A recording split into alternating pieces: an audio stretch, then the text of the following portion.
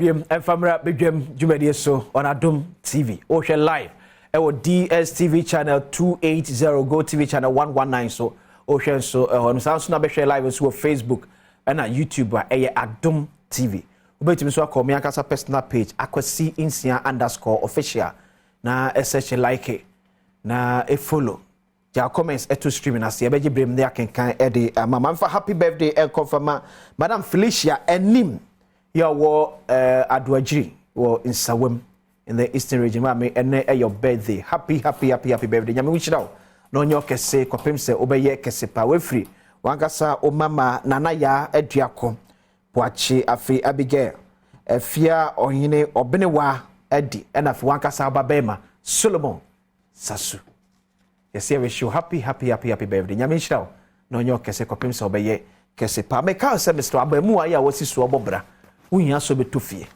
why tofie na da high board den e won kran ye wu na no mse TMP pa office na constituent ba kwa fe honorable medan ka 90 million bizan say wonya bi number so na say da bi mintwe bi e da ka wode kakra na patrokita no sie ni kakra ka betimi atofie ate as low as 300,000 Ghana cedis skani ya kase pa woni so pa sha se woto ni kakra a committee on Twitter obetwe awie kura wa wonya we Adom City Estate Adom was a brand 2 bedroom 3 bedroom the chat semi detached executive ya na bo e wo fom e obia enso ye kama pa enso kanea akwan ye to call no wo mre kura from 0308 250 068 0308 250 068 for Adom City Estate near Pefi Papa Emma netremu wasum etimi enyo enra NDC amayo kodam kuma yo mrase dwafiem ensentwefo nhyiemu na omasem nyina etia wane se amrado ye oda Bank of Ghana no ne penifobia ka no ho within the next 3 weeks 21 days counting from ende on starting packing the niema and free office because wama Ghana aboka about 60 billion Ghana cedis 60 billion Ghana cedis yes offer that time omode ma Ghana boka no that's the exchange rate in kura aye best 10 cedis to $1 now we are talking about 6 billion US dollars twice of sika yeji at the free IMF and where sika na ka Ghana maybe just maybe na hu hia se ke be call IMF onwanya for Erikopoku mrahye bedwane okomache be fiam su a bedwaku ehwe Ghana kua wonsem ene koko nsensem so odi mutintim aye pa or ranking member akamsa of yemini di enkomano pa ona boko de aboko minua tuma ye fe se Ghana ye odi efe pa ade bi en Ghana ha bi efe o se ye ni ani je ho na ye ma manfo so hu se ye Honorable Erikopoku.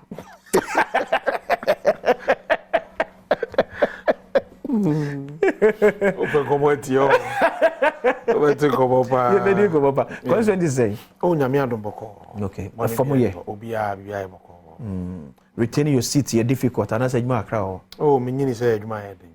Anya adwuma yedin. Say campaign there e bia na form.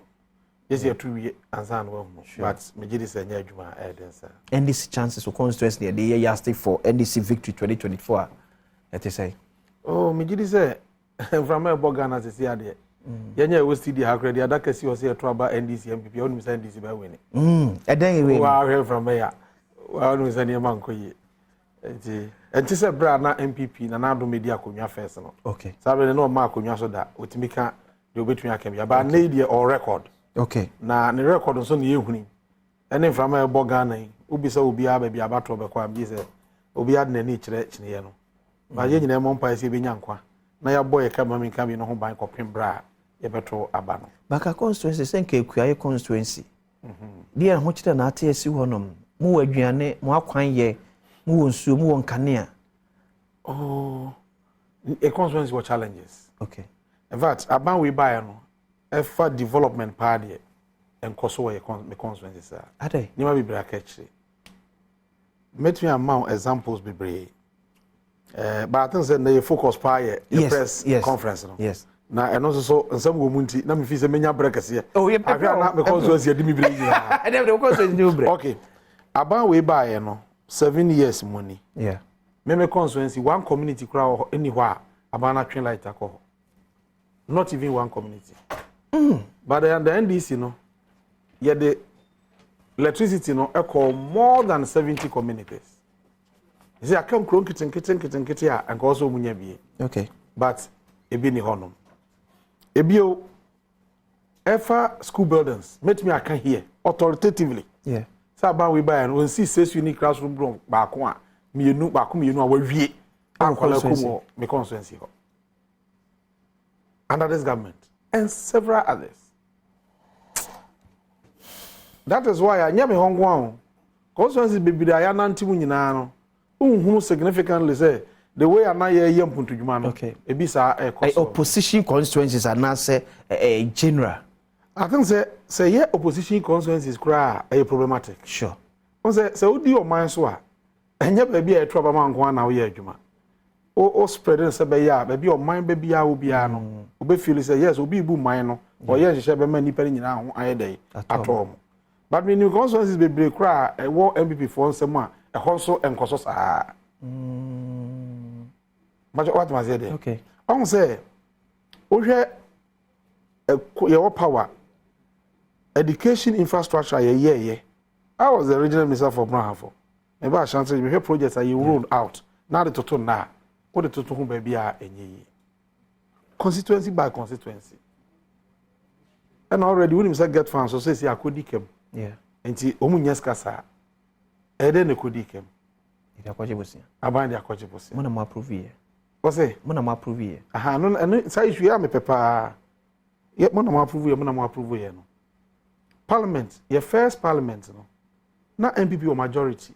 Yeah, the 7th parliament. Yes, no more majority pa. Okay. Enti ye bibi ba na ye kasa ye mpekra. Omutumi enya omu way out. Okay. At the end of the day no parliament approval because majority and approval. Sure. But you must understand say nye nyina na ye be friends ade so. In any case, say aban wo ho. Yeah. Government na eto abama no. If we say they get from BC ho under Rollins time. Rollins the adwuma. Yeah. Wan fa nkosi aginamu anyiska. Wan fa amobosia. Amfa kana ntwe yanim. President Kofo bai. Odije the adwuma. Wan fa anyebosia amfa kana ntwe yanim. President Mez bai. Odi adwuma wan fa anyebosia amfa kana ntwe yanim. President Mama bai. Wan fa anyebosia amfa kana ntwe yanim. Why say na na do bai die? Ojije no san de agebosia amakaida yanim. Incompetence. Eno na wakasa wonim dada. Nyame admo ene University Teachers Association of Ghana and Nkrabete wo University of Education Winneba UTAC for elections no na abrante ba ko Stephen Osei Echan ejidemu UTAC president OU and ohwe ne modern mo the charisma the youngest among the competitors kona so no anu magino atumo it is Stephen, I wish you all the best nyame kan ho ne fa nkunimdie ebrefie. Why should Philip Addison resign within 21 days? And yet too short. Me just say 21 days, no? 3 weeks. Yes. Too short. And yet too short. Sentia, and yet too short, no say. Yeah. Philip Addison. Nyamin Nedini. Governor Bank of Ghana. Yes, Nyamin Nedini. Ghana, your central bank, your bank, a equity of man in Esikano. Only the Ashen is also now no my. Okay. And he appointed 2 deputies. And other directors are amampanyina appoint wo nyina aka no and amohwe bank no obakaya Abraham PPD akonwa first no Bank of Ghana e de ba say commercial banks ni nyina ye banks commercial bank Zenith other banks are adwuma Ghana nyina from commercial banks no omu ni sika papa gina akira okay say bibi to wo ma ometumi di atwitwa age wo ho nti omu rezi omu capital na wo say omu de to omu chi asa no matumi aye bank na adwuma enam so say omu aboka omu sisi yan be say 9 billion Ghana cedis here omu anya banks betumi akofom nti omu twitwa banks ni bi mo ema omu gu no kra ema bi for say oh ye banking sector no robust na ejina brane na etumi support oman no amampuntu akoso Ghana for ye wie no ye spend 25 billion Ghana cedis say the banks no ejina yi. In fact, Bank of Ghana biya no wadwuma wo ye central bank bia wadwuma wo ye ahodo mienu principally wadwuma kese pa ye mienu. Number 1, price stabilization. Okay. Or said nyoma bo e kosoro inflation ni ade no. A Bank of Ghana sudie. Say what the monetary policy. Now advising government on fiscal policy. Okay. Because government the tax ni ade no ba. Na yetimi man nyoma bo ye dey ejina. And all over the world, central bank bi adwuma say obehwe ama yenya price stabilization. Okay. Number 2, na adwuma so obema yenya financial stabilization. Na sikasem obi pesika kwa ye adwuma ko bank obenya bi bank we adwuma ko yie ano so ni nyina na adwuma no. Sa nyoma mienu we Bank of Ghana failing. Nyoma mienu we wa failing. Price stabilization. We have 2022 budget na. Yeah. The 2023 budget e dey adwuma sisi ya. Yeah. Aban be ready budget no. Projection de ban say afi we nkwa wie no. Ye benya inflation a free 6 ekodu 10%. Okay. Target a Bank of Ghana asset no. Omni aban. Okay. Inflation between 6 to 10%. Yes. Ye drew June ya July Obama media review no. Yeah. Or see now 42.5%. Afi omo forecast say at the end of the year no, ye benya be 31.3%. Na just say 6 to 10 no ya yira hokra. Yeah. Inflation so ba bebreba. Unim say ade bia woto bia na ne boye dey kosoro. Na ma usika na ho de aye dey ayira. Enti de oma no 1 million 100 Ghana. Na otimi to cement 1 bag no. And I say fans what cement fans 10 bags bra. Yeah. Fans 10 bags. Ade a chine sem ni ma bo kosoro or the call better 6 bags. Na we lose be say 4 bags. Na ma sika ni mo aye dey aye ha. Yeah. And also Bank of Ghana we ye man yo ma boye dey ejina. Bank of Ghana na twesika egum. We twesika be say 80 billion Ghana cedis. And what they abo Ghana buy bosia. And the sika na we twagum dia abo bosia no, ama no ma boa dey apeja. And they say aban na nkasa obeko atia inflation no, ono mpa boa ma inflation aye dey aye kakraka. They say ade bia ton no memu bia ne bo kosoro. Say dan kra na akosi ni na ne bo no, say net last 2 years, we between the 500 million ne, we between the best 3 billion na si sa edan no. Na ye hawe wo mu nie. Okay. Oman bia wo mra. De ye hu ni nei, aman bia hu bi pen. Yeah. Aman bi wo ho a, aban bi bedi akonwa no, ojiska from omo central bank go tweskama me, edu bedum sika na paper. Oko Asia countries ni bi ho a, be we to sika odwom meboa. Obako na sika no go say. Oko ya CCM say banche. E no mo ton because can ni value. Sika bia so twa na bebre a, na sika no hu ni faso bio, na mu an ha obi anfa nya hwe bio. And so ye de mra ato ye sika sem ho. Bank of Ghana na nsi wono ye de mra na tie ye. Emra na say Bank of Ghana Act no 2016 under President Mahama and yes samra no. Okay. Na de shareholder da no kire say Bank of Ghana ebetu ama Ghana buy bosia. Na mum bosia bi odema ni bia no. Sabre na ye 10% of a fee twa mu no. Total revenue a Ghana buy nya ye tie ni yo. Okay. E die 2023 ni. Yeah. 2022 Ghana buy nya total revenue say. Yava zo nya bia 100 billion. Yeah. And your Bank of Ghana will to me say 2023. So pebosia obema no 10%. That's 10 billion. Yes, of last year there no. Sa the number na tie. And na 2016 years answer there be 10% no doso. Ye di agro betu ama o man bi bia ye dey asay. Ti yente so ma 5%. Yeah. And the present Mama here say Bank of Ghana Act no section 30 and ye dey share o say the be ne say obia aban bia be di akonwa bia ni kwa so timi gebosia bro 5% from Bank of Ghana. Yes, of previous total revenue no. Previous year's total revenue no. Yeah. 5% from Bank of Ghana. Ni kwa say bro sir. The maximum between acquire 5%. Enti say aban ekọ so okoje bosia or Bank of Ghana. Okọ 2022 so 2021. Okay, before you be call so. Abra ye nsakra wo sa mamrem no. Ye kita for unexpected emergencies. Yes. Say yes, ye twa 5% there. But e could do so man ahun ye hia no could do pension bi say ya. And say betimi akọ more than 5%. Good. On say answer na yes samra na ye ni say no. Yeah. Under Article 181, aban betumi agebosia bia. Ba bosia bi obaji say Ghana ha o, say ya brochiro, subject to parliamentary approval. Okay. Whenever my parliament at the Sasha says a Ghana for a day, I just go a car, over to another dachi, a man for a day, Yeah. Again, Yasa establishing Ghana Stabilization Fund. Oil scanner yenyano. Yede 21% air tum. Sa huchire bia ba na ntwa ho na ntwa. Sa sika we ni emfa hwe o man na chi. Edu ya COVID ba ye no. Eno ni sika o mampanyini ba parliament say stabilization fund na mo boto ho no. E bra so se yefa. Enti ye be first can bi na ye de akoye ho adwuma. E na parliament ne sa sha ase e na ye eno ni sika de sha ase ye de COVID anso ansa. E na yesa wo emergency fund a ye boto ho.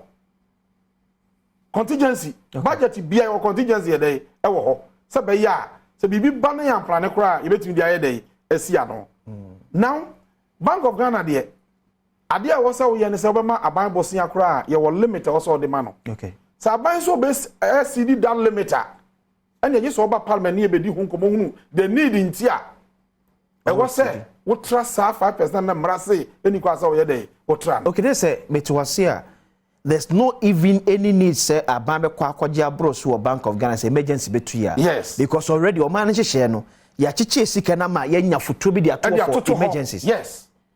Enough. Enya enough who work the capacity to borrow.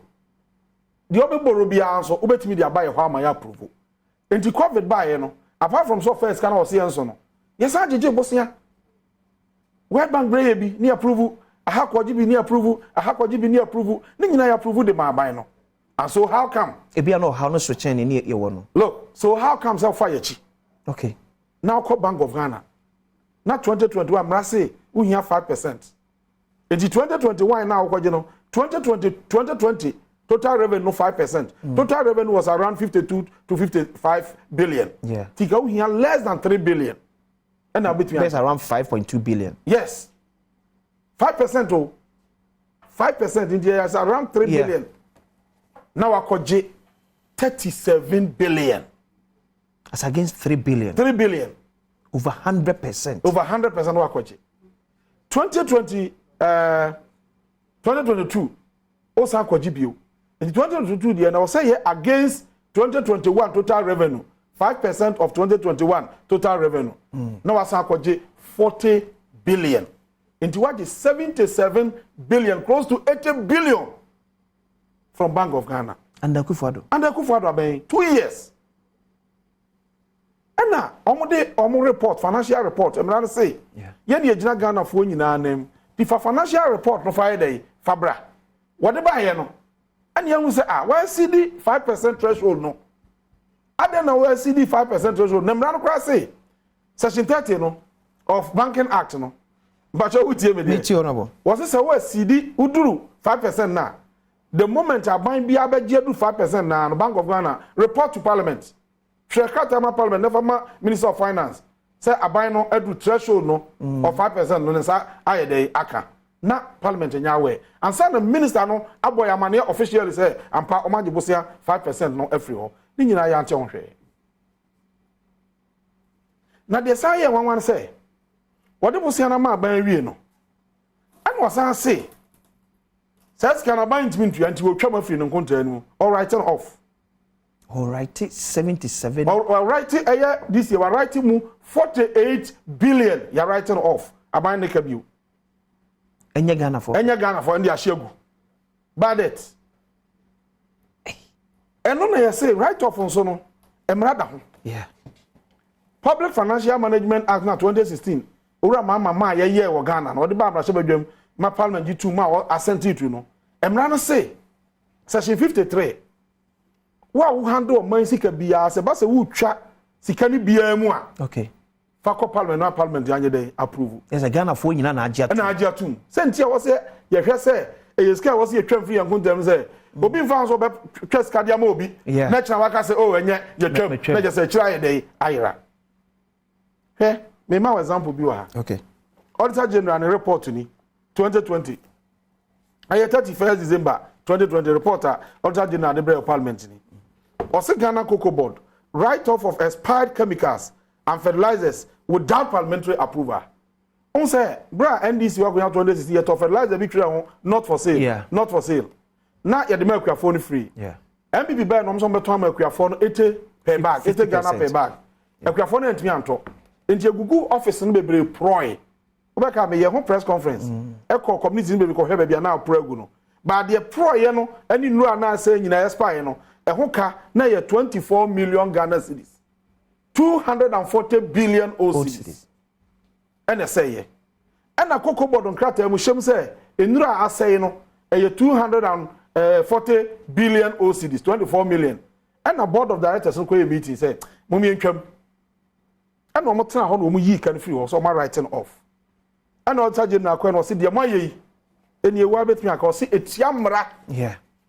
Because section 53 do picture ayimu de. Section 53 of the Public Financial Management Act say would be for penny day interest. Okay, so 1280. We noted during our review that the board of directors of Cocoa Board approved the write-off of 23,957,525.07 Ghana cedis as the value of expired chemicals and fertilizers from the books of Cocoa Board during the 396th meeting of the board of directors held on Tuesday, 30th October and 2nd November 2018.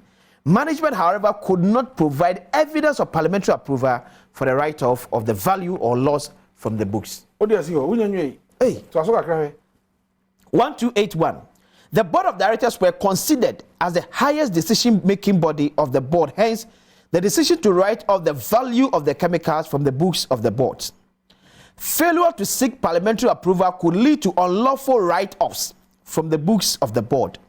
We urge management to seek retrospective parliamentary approval for the write-off of 23,957,525.07 Ghana cedis, failing which the value shall be recovered from the board of directors in accordance with section 118B of the Audit Service Act 2000 Act 584. We also urge management to ensure they seek parliamentary approval for all write-offs in the future. Management can say their response is there. Management response. Okay.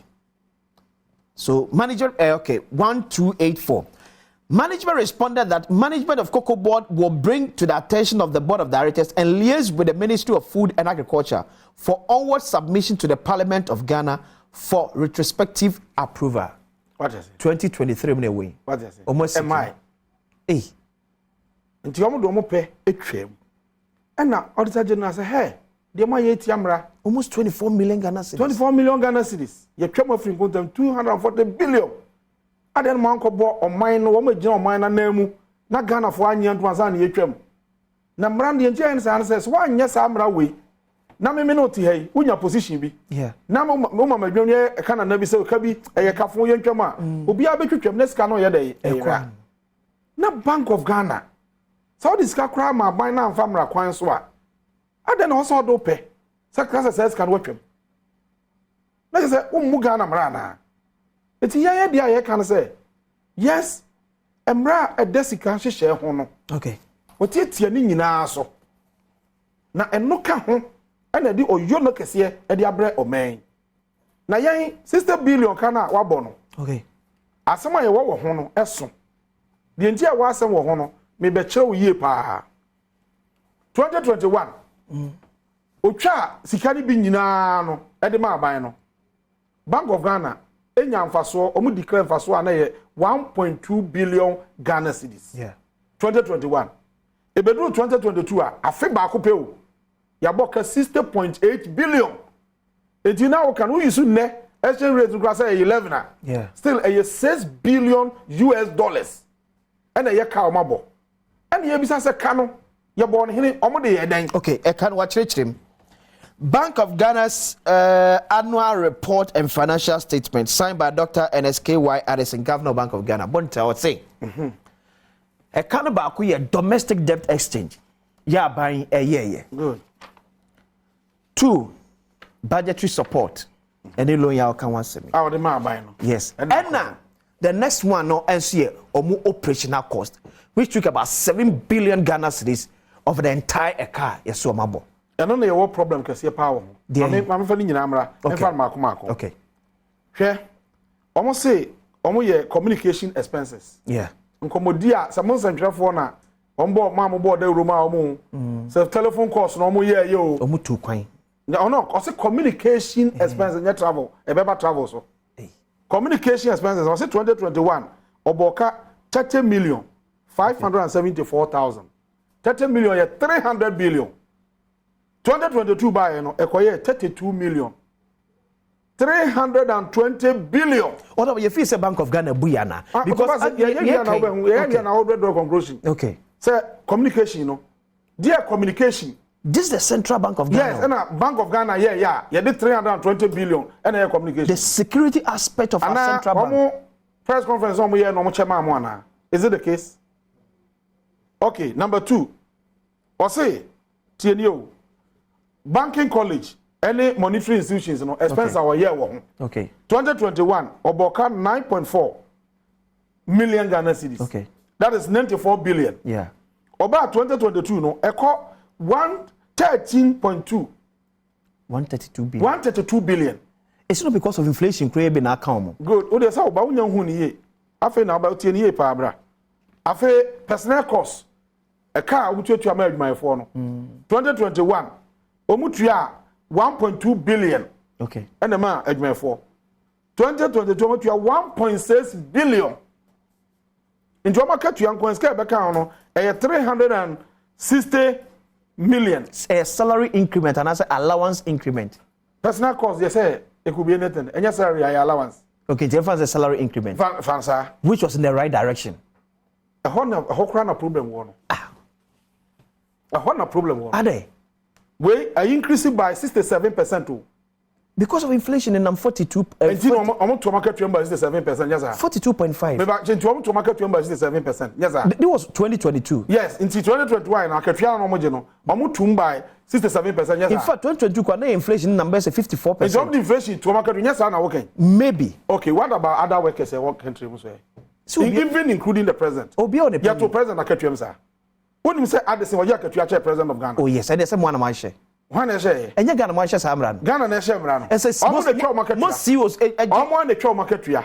Autonomous institutions, because of a Juma man the trade market here. Yes. Omajuma me to man the trade market here. Now akatua kase na woji ni nyina no at the time o man no ho kire no ama akokra brewa bi odini sika kosie bank yaka chance of pension kra wonsanka ya de ko yaka ama ya tutu yaka bebre ahye yanim no sabe wotu akatua mba 67%. Wotu akatua mba 67%. So wodwe ye ho wodwe o man no ho bi de o ka o man no ho bi. Then again hwe or say foreign and domestic travel akwantuom to no Ghana no san call abrochire 2021 wutua 28 million. That is 280 billion. Okay. 2021. Okay. 2022 equal 970 billion. And Obia ya we say 2022 na flight fares cost. Huh? Na flight fares cost. Ana ya to take it him. Na cost. Na cost. Say any other say. Oh my ni come out. It's Ghana one bank of Ghana. Okay. Nipa one floor we around 2000. Okay. Almost the 970 billion OCDs. And the two quite okay. Oh, but you are talking about the central bank. Yes. Now, one crowd account was it 287.8 billion? 287.8 million Ghana. Yeah. That is over 2 trillion, close to 3 trillion Ghana cedis. Yeah. And the other expenses you demoding. And the other expenses. Expenses body Central Bank of England aboka almost 150 billion pounds. What the central Bank of Ghana called to Central Bank of England? No, make can in country. What they got to one? I don't know fan to Cote d'Ivoire. I don't know Cote d'Ivoire. Central Bank Moka. I don't know Togo Central Bank Moka. Cote d'Ivoire Central Bank. I don't know Nigeria Moka. Some of the Cote d'Ivoire yes transfer. Yes. Nigeria. Other countries Africa. Hey, why? I don't know more reference England. The economy no any England they say.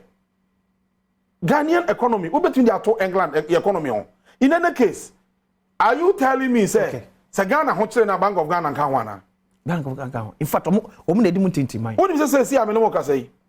Ghana Cocoa Board. Omu issue cocoa bill. So ya we. Bosumi nsia bia wa obeto no na cocoa board enya bosia. No de aye na adwuma. Bosumi nsia no atuansi ho aye dey ama. Omu issue no the interest to say February crowd, no say 32% interest. wo abeto bia benya 32%. Enti Bank of Ghana ma banks no commercial banks no totoye. Ti Ghana GCB o mi koto bi no nyamfa so na mo so de bank ti amanfo deposit om de akọ to bank no banks no fai e de koto to sa bonds no kokobota ntwentua sesi a eno nko aye 8.1 billion Ghana cedis om so ntwentua om so ye DDEP yeah so ya we yeah as sesi om se bank no de om be ya ma bank no say ye ntwentua aka no enti kokobodu tu kan nyina akọhye 2025 to 2029 but honorable and om so betua 12% interest yeah. So Bank of Ghana says ka we now ha and can't be for being Billy Coco out. But honorable Bank of Ghana nya haircut of about 50%. That cost them about 63 billion Ghana. And only what problem crowd hono. What kwa jibusia? Ewo Bank of Ghana. Bank of Ghana ye Ghana for dia. Na buy no beje na say bosia na beje ye no. Emu 50% ye mintua nti shigu e kwa no ahye egu. So bank no hwan dia. So aban bi aba obetu akọ Bank of Ghana busia bia ska bi bia no age ade cha no ahye egu. Is that the way e be run here mine na? Who say ye call IMF just for 3 billion hebra ya bre.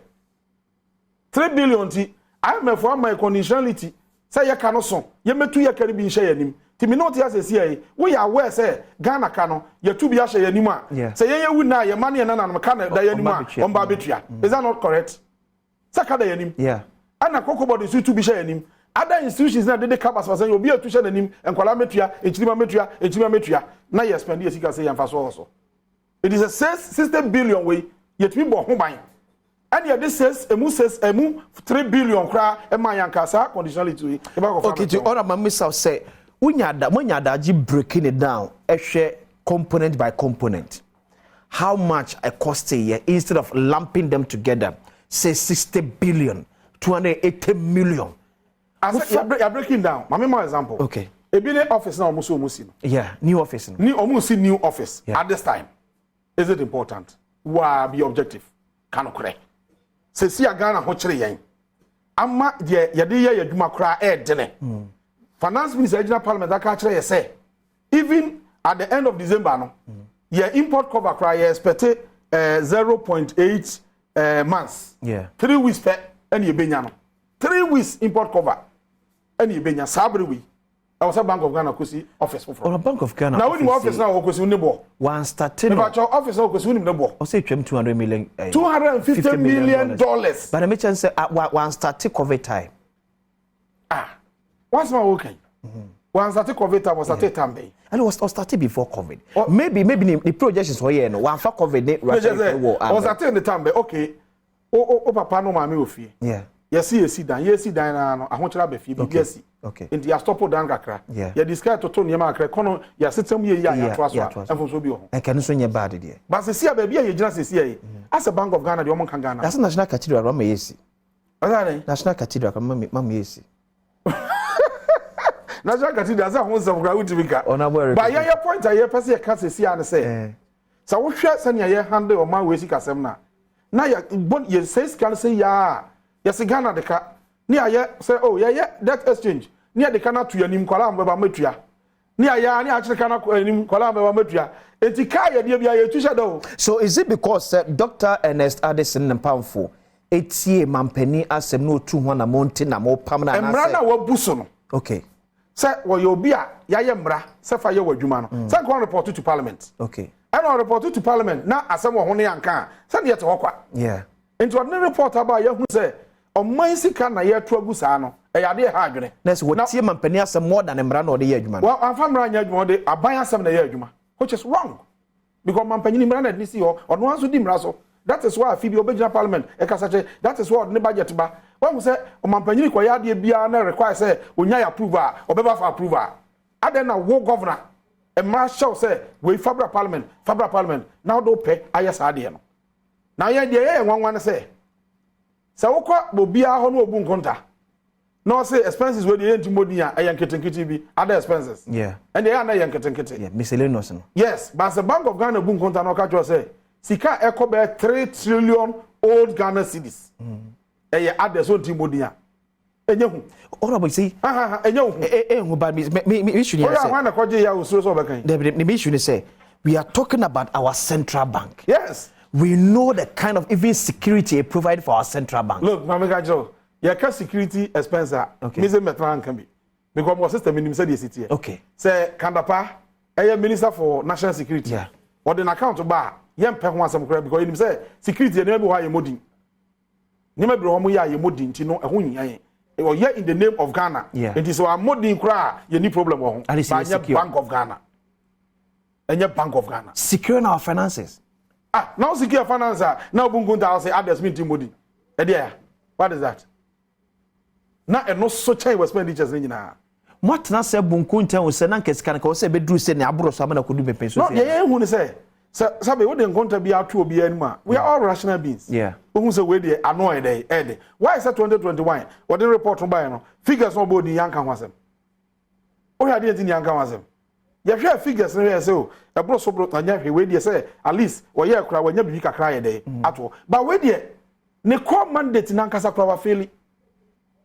Price stabilization say inflation number bi anopa me ba mame chairman nua Dwonkuma deputy minister omo forward in response mame Okay. na me ne ya adwene o say central bank anya mfaso Yeah. na oboka mpo na adwuma ide ne share nsa waye ne kama asem bia ni ho because all over the world sa na tie na me say John me no ya adwene me kan wie me say me ne John ya adwene me say Dwonkuma ye madam pae ofri me constituency me constituency ye wo no ye friends da but you see the Bank of Ghana so bo kakakraka say na adwuma wo de share nsa so asan failure no so end Ti ade sin kwa no beko.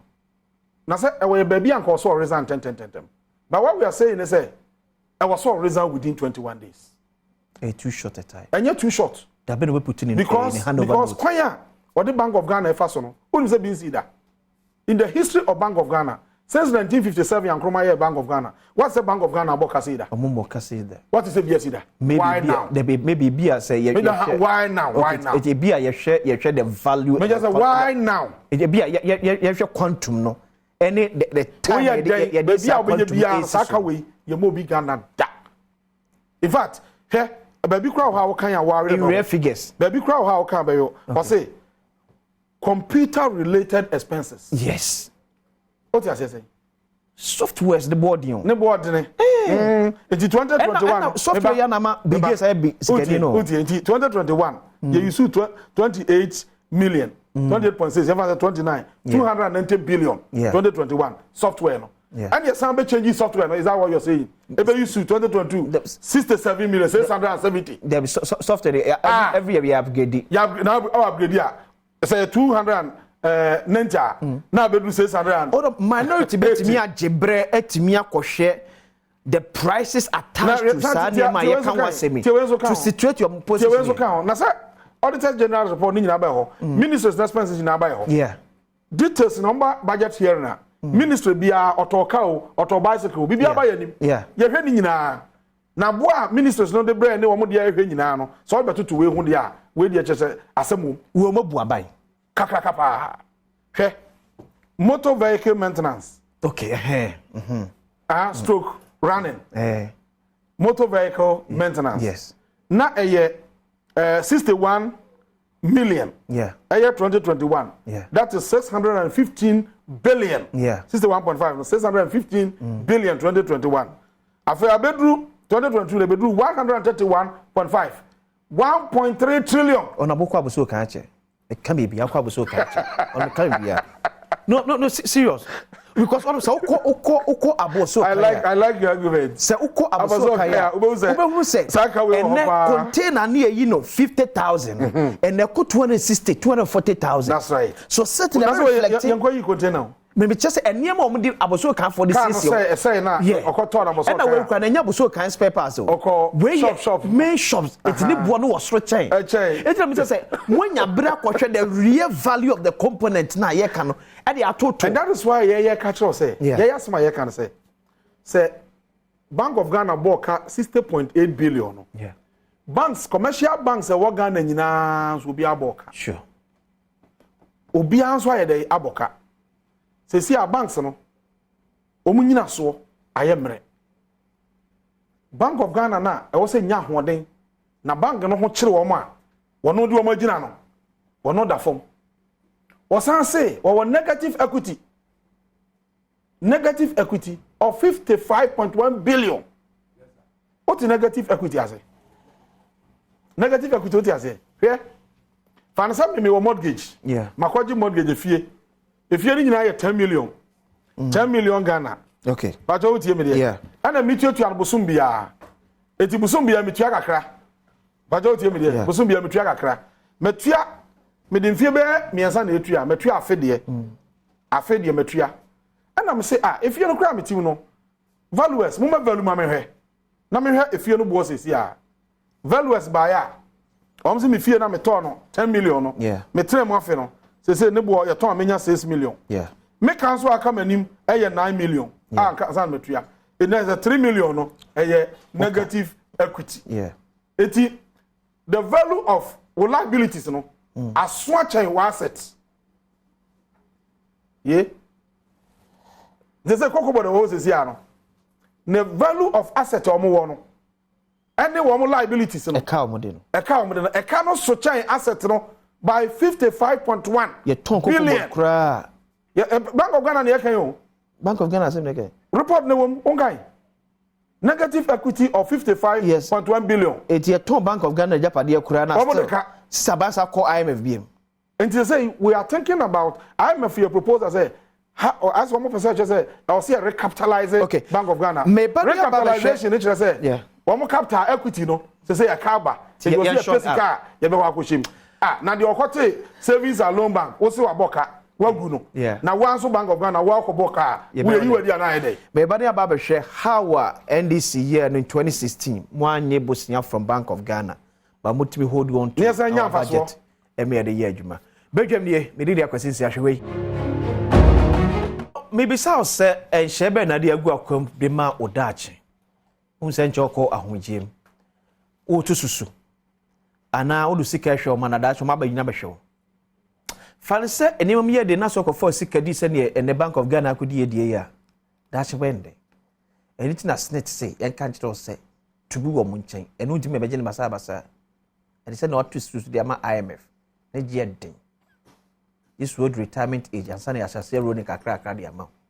Ito de ade bia be fe ne seed. Ese wo ye ankrankra dwuma. So ye carpenter, so ye mason, so ye electrician, so ye plumber, so ye hairdresser.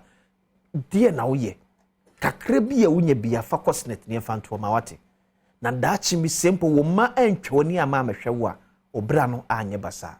Order from CCA ne no mu ni nkomo 0302 611 622 0302 611 622. Me so besi dan ko anso de a for ne echere Adom City Estate ne empedan bi ma as low as 300,000 Ghana cedis.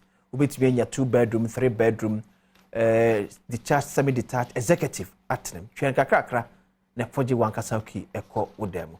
From 0308 250 068. Me kuna so ya se Badwam Mpensenpensemu bro. Honorable be sending question was Mr. say oye koko kuani na ne koko gu apaso asiyento ana afi nso nyare ama betimi atokoko o de asembo o de asempa na ba okay you know say afi bia no edru June July na nsa na parliament e be rise no yeah cocoa board e de bosi an wakoje de beto cocoa no e de ba parliament e ho krata asem yes na ya approve okay enti ya approve wi a na so manya akonya afi de o metumi akoji sika no e de akoto cocoa no afi we ye be so na me kra na metu kwai na me check ya na cocoa board ye ne mai enti me a me call company for me say this year say syndicated loan na mai so better mo to cocoa come so mugu so munyanya sika bi sisi ai omunyo mo be Switzerland for me biem omunyan say on say ye hwe cocoa a wote ne de abobos yeah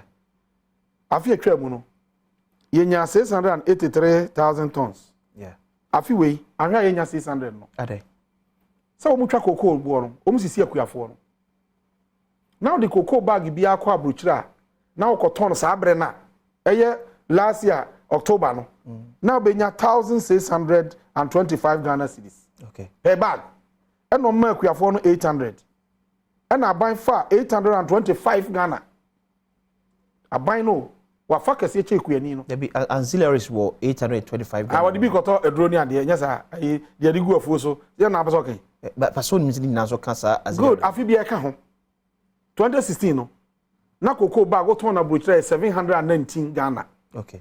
Yen NDC ye ma cocoa kwani 475. And ye fa ne bag bia 244. Enu bi ne de to free fertilizer de ma wo mo no. Enu bi ne de to no gu afuo no so. Enu bi ne de to petrol a wo de be gu afuo no so nyina ne de ma wo mo no. Afi we aban for the first time aban fa bi e chen akuafo no. Ama Cote d'Ivoire cocoa board den Ghana de. Meanwhile, we are seeing the best quality cocoa. Yeah. The kwa broche cotton cocoa ni nyina wi a. The ni cocoa ye papa ne sama ye friend premium. Yeah. Ye de chayen. Ye nyeska chen Cote d'Ivoire. Omo kuafo no bo kese. In the result ye anansan cocoa board report say omo akọche track akraka cocoa gu so a Cote d'Ivoire. Why?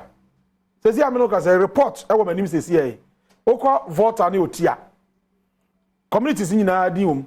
Me wo communities nyina ho. Ekuafo na hata cocoa no ekura wi omunya de obeto. PBC ene to cocoa no ho. PBC so aban na gu no. Say PBC de.